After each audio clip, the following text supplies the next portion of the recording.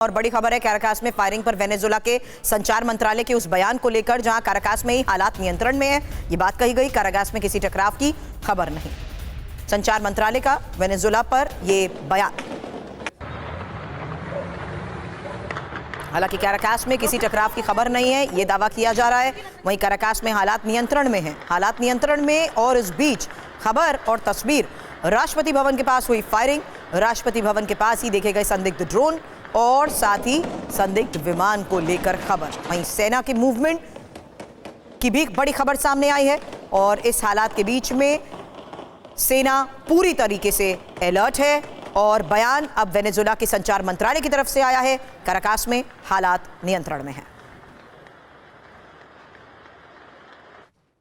और वेनेजुएला में national guard भी एक्टिव हो चुका है। खबर है कैराकास और अल पैराइसो में सुरक्षा बढ़ा दी गई है और किसी भी हमले से निपटने की एक और बड़ी तैयारी। तो इस हालात के बीच में अब सुरक्षा बढ़ा दी गई है। कैराकास और पैराइसो में सुरक्षा बढ़ाने को लेकर यह फैसला हुआ है।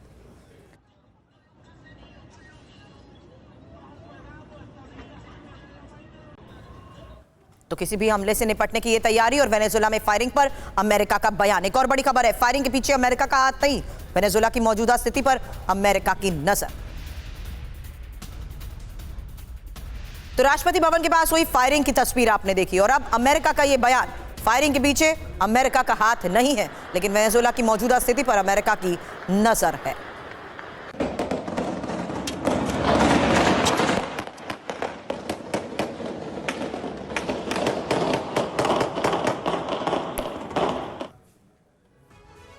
तो वेनेजुएला में भीषण फायरिंग, शुरू हुई कब्जे की जंग। क्योंकि खबर क्या है और सवाल भी ये उठ रहे हैं, क्या मदुरो के वफादारों ने ये फायरिंग की है? क्या जेएलसी को भी जान का खतरा है? जो बात मेरे सहयोगी मनीष भी बता रहे थे। क्या ट्रंप के लोगों पर टारगेट है और क्या सत्ता और सेना के बीच संघर्ष? लेकिन इस बीच जो तस्वीरें सामने आई हैं वो बड़े सवाल खड़े करते हैं, जहां क्या अब वेनेजुएला में कब्जे की जंग हो रही है। खबर है कोलंबिया के राष्ट्रपति गुस्तावो पेट्रो की अपील को लेकर, जहां कोलंबियाई लोगों से हथियार उठाने की अपील की गई है। ट्रंप की धमकियों के बाद राष्ट्रपति की अपील, कोलंबिया की जनता हमारे साथ।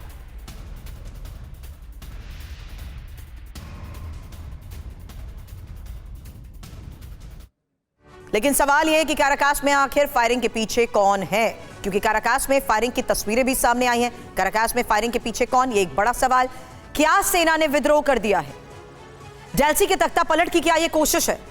और क्या बोलिवेरियन मिलिशिया ने मोर्चा खोल दिया है? क्या अमेरिका समर्थित ग्रुप ने फायरिंग की है? क्या मदुरो के समर्थकों ने गोलियां चलाई हैं? और क्या फायरिंग के पीछे लुटेरों का कोई समूह है? क्या जेएलसी की शपथ से नाराज लोगों ने गोलियां चलाई हैं? इन तमाम सवालों के बीच जो बात मेरे सहयोगी मनीष ने कही, गृह युद्ध के हालात को देखते हुए बड़े सवाल खड़े हो रहे हैं। क्योंकि जिस तरीके की घटनाएं सामने आ रही हैं, संदिग्ध ड्रोन देखा गया है, अंधाधुंध फायरिंग हुई है। अंधाधुंध फायरिंग राष्ट्रपति भवन के पास हुई है। राष्ट्रपति भवन के पास हुई फायरिंग को लेकर दहशत के इस माहौल के बीच में सैन्य मूवमेंट को लेकर भी खबर मिल रही है।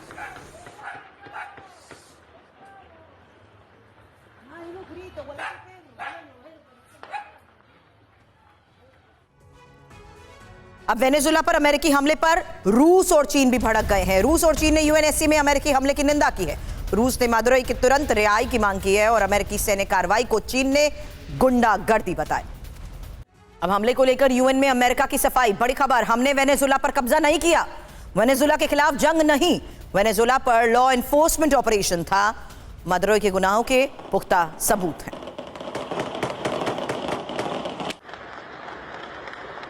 तो वेनेजुएला के खिलाफ जंग नहीं, अमेरिका का यह बयान, जहां अमेरिका का कहना है कि मदुरो के गुनाहों के पुख्ता सबूत हैं। वेनेजुएला पर यह लॉ एनफोर्समेंट ऑपरेशन था, वेनेजुएला के खिलाफ जंग नहीं। अब अमेरिका पर ही रूस कैसे जमकर भड़क गया है? क्योंकि मदुरो को तुरंत रिहा करे अमेरिका। दुनिया में अराजकता अमेरिका फैला रहा है, हमला संयुक्त राष्ट्र चार्टर का खुला उल्लंघन है। रूस का रिएक्शन, अब चीन को लेकर खबर। अमेरिका पर ही जमकर बरस रहा है चीन और अमेरिकी हमला एक तरफा, अवैध दबाव बनाने वाला, धमकी और जबरदस्ती की नीति छोड़े अमेरिका। सम्मान और समानता के आधार पर देशों से रिश्ते बनाए। तो मदुरो पर यूएनएससी में महामंथन, खबर। वही रूस और चीन का ये बयान। जहां चीन ने हमला बोला अमेरिका पर, अमेरिकी हमला एक तरफा, अवैध दबाव बनाने वाला।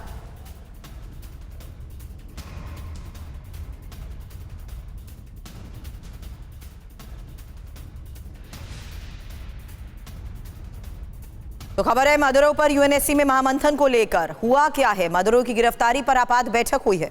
कोलंबिया के प्रस्ताव पर इमरजेंसी मीटिंग ही बड़ी खबर है। हालांकि रूस और चीन का प्रतिनिधिमंडल भी इसमें शामिल रहा और इस बीच खबर यह सामने आ रही है कि यूएस हमले पर रूस और चीन समेत कई देश भड़क गए हैं। हालांकि रूस ने यह कहा है कि अमेरिका अराजकता फैला रहा है। यूएस ने यूएन चार्टर का उल्लंघन किया है। मदुरो को तुरंत रिहा करे अमेरिका। चीन ने कहा है कि हमला एक तरफा है और अवैध है। दुनिया पर दबाव बनाना चाहता है यूएस और धमकी की नीति छोड़े अमेरिका। हालांकि अमेरिका की यह सफाई भी सामने आ चुकी है। वेनेजुएला पर कब्जा नहीं किया है। वेनेजुएला के खिलाफ ये जंग नहीं है, सिर्फ लॉ एनफोर्समेंट ऑपरेशन है। बड़ी बात और खास बात यह कि अमेरिकी हमले पर दुनिया भी अब बट गई है।